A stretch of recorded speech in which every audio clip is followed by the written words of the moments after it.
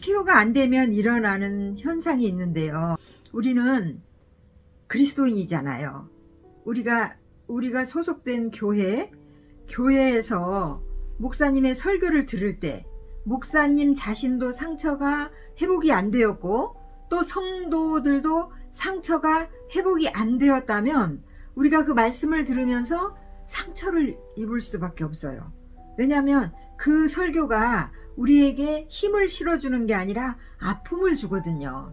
그러니까 사람 중심으로 막 지적질하고 사람 중심으로 어떻게 보면 우리가 속된 말로 때리는 설교한다 이러잖아요. 아파요. 들으면서 아파요. 그리고 시험이 들어요. 그런데 성도가 또는 목사님이 이런 상처들이 회복이 된 가운데서 설교를 하거나 회복이 된 가운데서 그 말씀을 들으면 우리 안에 정신적인 멘탈이 강해져서 어떤 말씀을 들어도 상처가 안 돼요. 신기하죠? 저도 그런 경험을 많이 했거든요. 상처가 치유가 안 될 때는 설교들이 너무 아프더라고요. 그리고 너무너무 싫어. 너무너무 힘들어요. 그런데 상처가 회복이 된 후에는 어떠한 말씀을 들어도 그게 상처가 안 돼요. 은혜가 돼요. 참 신기하죠?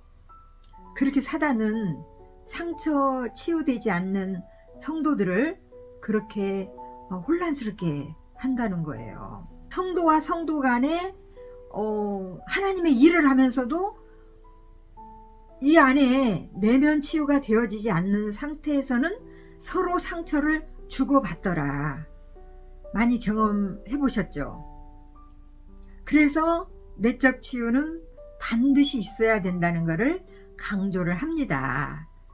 우리가 내면 치유, 내적 치유, 마음 치유 이 여정 가운데 제가 지금 시리즈 1부터 계속 지금 올려드리고 있는데요. 우리는 그동안 덮어두었던 상처를 돌아보면 너무 많이 아파. 왜냐하면 그동안에 묻어두었고 신앙으로 포장을 한 상태에서 열심히 봉사하고 열심히 헌신하면 그 아픔들이 없어지는 줄 알았는데 이렇게 이 영상을 보든 아니면 어떤 내적 치유 그룹에 가서든 내적 치유 과정에서 지난날의 상처를 들여다보면 너무너무 아프고 분노가 올라와요. 그런데 상처를 직면하는 과정에서 그 상처가 올라오면서 나에게 상처 준 사람들에게 화가 나고 막 따지고 싶은 마음이 생기는 거예요. 그런데 이때 일어나는 감정을 가지고 나에게 상처를 주었던 부모나 형제에게 막 찾아가서 막 퍼붓지 마세요. 이거는 정말 조심해야 돼요. 왜냐하면 그들은 우리가 퍼붓는 그것들을 받아들일 자세가 안 되었거든요. 상처의 상자도 모르고요. 상담의 상자도 모르고요. 내적 치유 내자도 몰라요. 그래서 우리가 막 따졌을 때 오히려 그분들하고 인간 관계만 파괴되는 거예요. 그래서 제가 이제 그 자가 치료하는 방법을 이제 순차적으로 알려드릴 거예요. 치유는 한 번에 한 가지씩. 그런데 한 번 딱 했다고 해서 치유가 일어나는 게 아니라 이쪽 면으로 이렇게 여러 면으로 접근을 해서 이제 회복해 가는 거죠. 그래서 치유는 한 번에 한 가지씩이다. 이걸 좀 명심하셨으면 좋겠고요. 사단이 우리가 막 따지고 들 때, 나에게 상처 입힌 사람들에게 가서 따지고 들 때 더 격렬하게 관계를 깨뜨리는 그 앞제비 노릇을 한다는 거 명심하시기 바랍니다. 그래서 상처 치유 작업을 할 때는 되도록 심리 상담사들과 함께 하는 게 가장 좋아요. 여건이 안 되면 제가 올려드리는 내적 치유 시리즈를 순서별로 보시면서 자기 내면을 잘 들여다보시면서 자가 치료하는 방법을 계속 지금 올리고 있으니까요. 조급하게 마음 갖지 마시고 그 영상을 잘 자기를 들여다보시면서 따라오시기를 부탁드립니다. 제가 올려드리는 마음치유 시리즈는요, 기독 심리상담 중에 내적 치유 부분을 제가 만난 내담자와 함께 작업했던 부분들을 마음치유, 내면치유 그 부분에 시리즈로 올려드리고 있습니다. 지난번 영상에서 우리가 내면의 소리를 들어야 회복할 수 있다, 그 부분을 살펴봤어요. 오늘 영상은 더 구체적으로 자기를 찾아가는 작업입니다. 자신을 잘 들여다보면서 따라오시기를 바랍니다. 숨기는 가정과 엮이는 가정이 뭔지 많이 들으셔서 아실 거예요. 그런데 다시 한번 정리한다면, 원래 하나님께서 이 땅에 우리를, 부모를 통해서 이 땅에 나게 하셨을 때는 행복하고 가치 있게 정말 인간답게 살라고, 행복하게 살라고 이 땅에 보내주셨어요. 그래서 원래 우리는 우리 어린 시절에 우리 부모들에게 인간의 기본 욕구를 체험받았어야 돼요. 그러니까 먹는 거, 입는 거, 자는 거, 의식주, 그리고 자존감과 소속감, 안정감을 받으면서 우리가 자랐어야 돼요. 그러니까 스킨십을 하면서 네가 내 딸이라 고마워, 사랑해, 네가 내 아들이라 고마워, 너무 자랑스러워, 사랑해, 이런 말들, 그리고 칭찬하고 격려하고 인정하는 말들을 우리는 듣고 자랐어야 돼요. 사티어는 이렇게 이야기를 해요. 하루에 4번을 안아주면 가까스로 살고, 8번을 안아주면 그럭저럭 살고, 12번을 안아주면 아주 행복하게 산대요. 제가 만난 내담자들이나 또 어떤 그 치유 그룹에 가면 이런 이야기를 들으면서 그래요. 아니, 어떻게 하루에 1번 안아주기도 힘든데 어떻게 12번을 안아줘? 그러면서 이제 그 치유 그룹에서는 어린 시절에 경험하지 못했던 그것들을 우리가 회복하기 위해서 막 서로 자매끼리, 형제끼리 허그를 해요. 근데 처음엔 너무 어색하죠. 왜냐하면 안 했던 짓을 하니까, 안 해본 걸 하니까 너무 어색한 거예요. 그런데 자꾸 하다 보면 막 계속 허그하고 싶은 거예요. 계속. 그러면서 따뜻함을 느끼고, 우리가 이렇게 허그할 때 그래도 요만큼이라도 사랑하는 마음이 있으니까 허그를 하잖아요. 그러니까 그렇게 계속 하다 보면 그것이 자연스럽고 마음에 와닿고 행복해지더라는 거죠. 그래서 우리 주변에 이제 여러분 결혼을 했다면 배우자에게 또는 자녀에게 또는 여러분의 부모님에게, 여러분의 친구들에게 자주 허그를 해주세요. 우리나라 정서로는 좀 맞진 않지만 그래도 이걸 자꾸 해보면 되더라고요. 그래서 하루에 12번씩 안아주고 사랑한다고 말해주고 이러면서 서로 만족감을 얻고 행복감, 이렇게 우리가 자랐어야 된다는 거죠. 근데 그게 너무 부족했잖아요.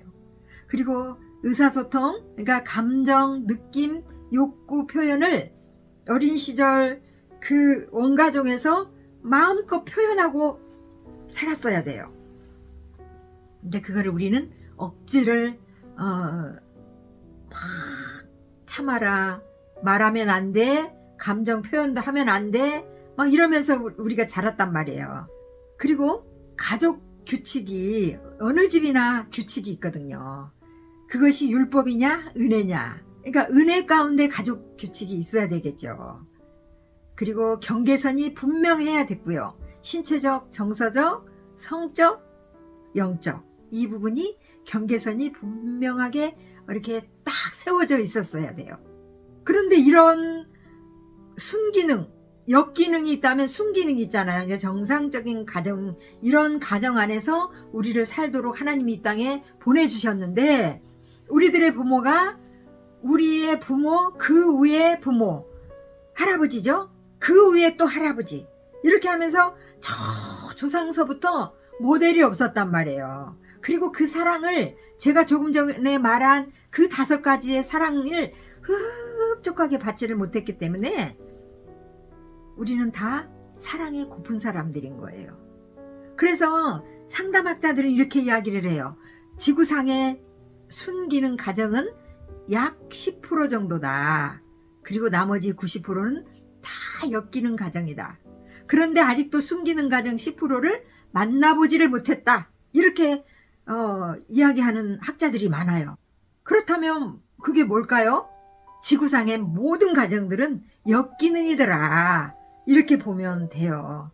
아유, 나만 그래요. 우리 가정만 그랬어요. 많은 사람들이 그렇게 생각을 해요. 그런데 아니에요. 지구상의 모든 가정이 역기능이라고 보시면 돼요.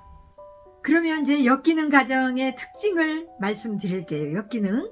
그러니까 정상적이지 않는 가정을 이야기하는 거예요. 제가 이렇게 설명을 할 때 여러분의 자신의 가정은 이것들이 몇 가지나 해당이 되는지 살펴보면서 따라오시기를 부탁드릴게요. 왜냐하면 그래야 이 강의를 듣는 보람이 있거든요. 그냥 저 사람 잘한다 못한다 평가만 하고 있다면 아무런 도움이 안 되거든요. 그래서 제가 원하는 내면 치유, 마음 치유 시리즈 올려드리는 목적은 영상을 보시는 모든 사람들이 마음 치유가 완전히 되어져서 행복하게 살라고 이 영상을 애써서 수고해서 올려드리고 있어요. 제가 강의를 유창하게 하지 못해도 이 안에 내용이 정말 깊은 내용들이 담겨 있으니까요. 자기 자신을 잘 들여다보시면서 따라오시기를 바랍니다. 다시 한번 첫 번째, 역기능 가정의 특징 중에서 첫 번째, 정서적으로 문제 있는 가족 구성원에게 관심이 집중돼 있다. 그러니까 중환자나 또는 중독자, 알코올 중독자나 무슨 도박 중독자, 중독들 많잖아요. 그런 가족 구성원이 있으면 그 아이들에게 그 사랑이 흘러가지 않더라. 그리고 두 번째, 명백한 문제가 있음에도 불구하고 공개적인 대화를 회피한다. 그러니까 외부 세계와 단절이 되어 있더라. 그리고 감정 표현과 의사소통이 제한이 되어 있어요. 억압을 해요.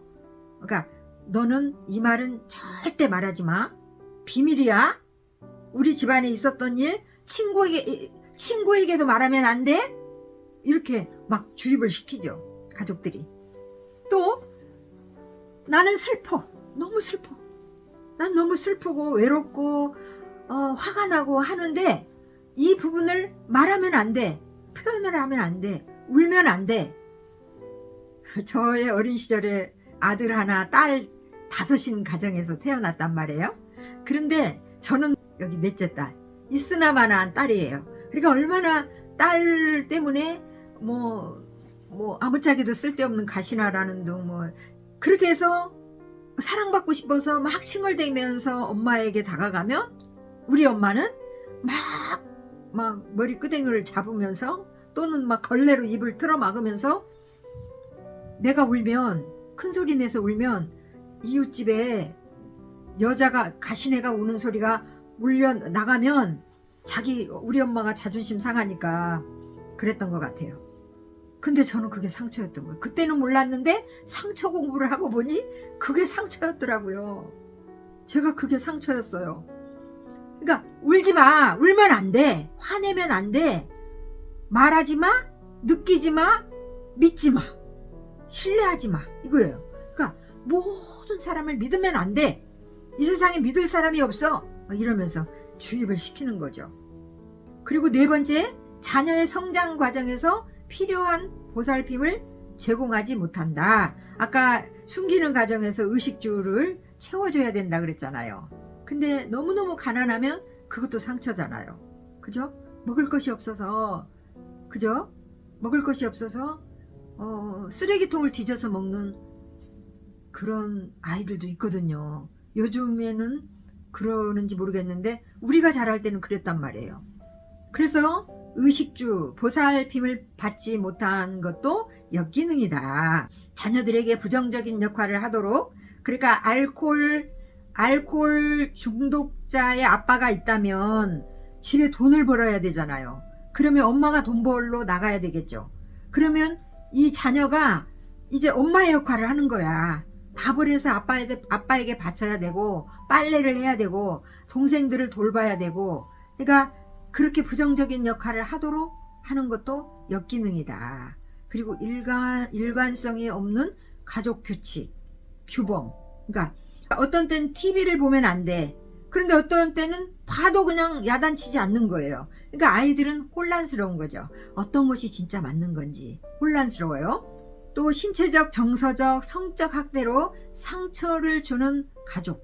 그러니까 제가 지난 영상들에서 트라우마 외상 A, B타입에 대해서 올려드렸어요. 그 부분을 보시면 어떤 것들이 학대인지 신체적, 정서적, 성적 학대, 영적 학대 올려드렸어요. 그거를 자세히 좀 보셨으면 좋겠고요. 그래서 이러한 것들이 역기능 가정이더라. 그래서 이런 가정에서 자라나면 성인이 되었는데 여전히 어린아이 같은 행동을과 말을 하는 거야. 그래서 어떤 분들이 이렇게 이야기를 해요. 자기 남편에게 표현하기를 아들이라 그래. 왜 그런지 아세요? 어린아이 같은 행동을 하기 때문에 그래요. 어떤 때는 꼭 6살 난 아이같이 행동할 때가 있지 않으세요? 여러분 남편들. 그래서 그런 사람들에게 성인 아이라고 하는 거죠. 그래서 성인 아이란 역기능 가정에서 자란 사람들을 말한다.